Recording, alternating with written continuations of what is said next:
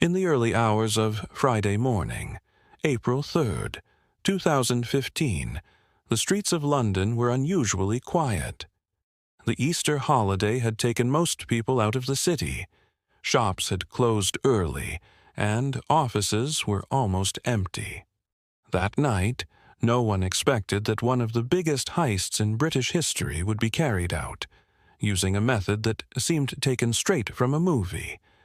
But everything that happened was completely real.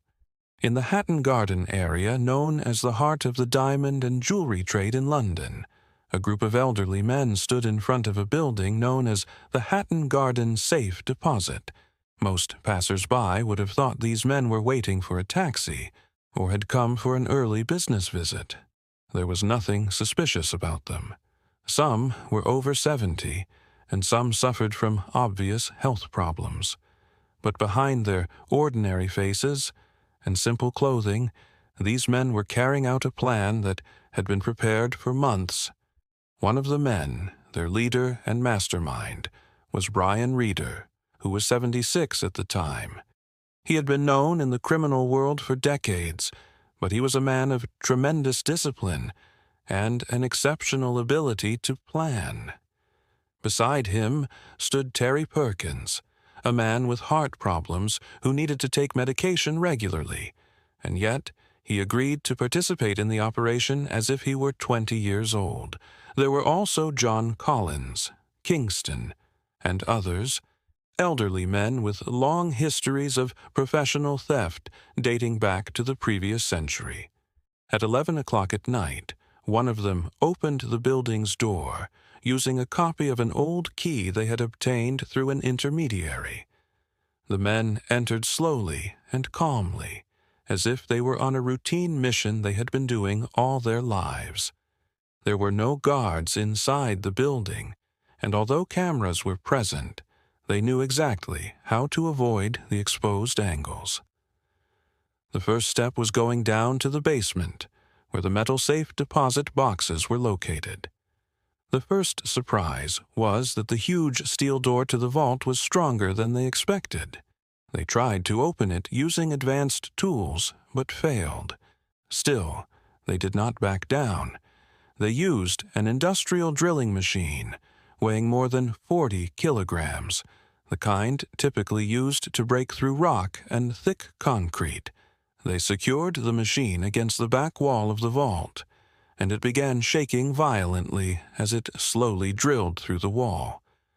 The drilling continued for nearly 5 hours, inside a cramped room full of dust and thick concrete.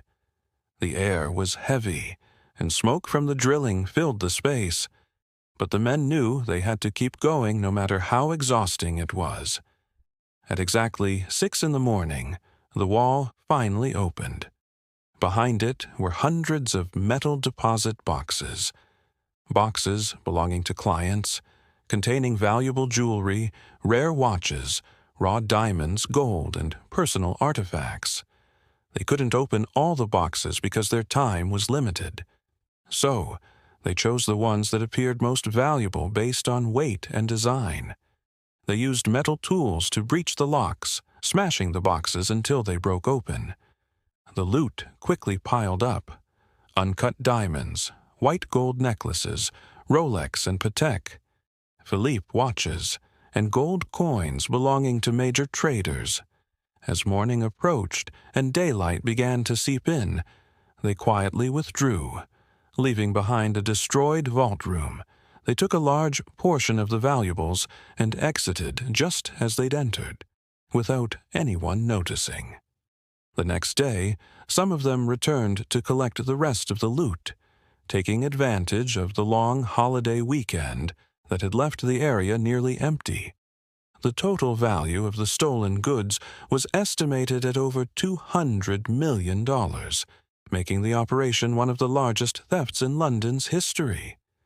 But despite the plan's success, there was one flaw: street cameras. After several days, British police began analyzing thousands of hours of CCTV footage. One recording showed an old white car used by the thieves.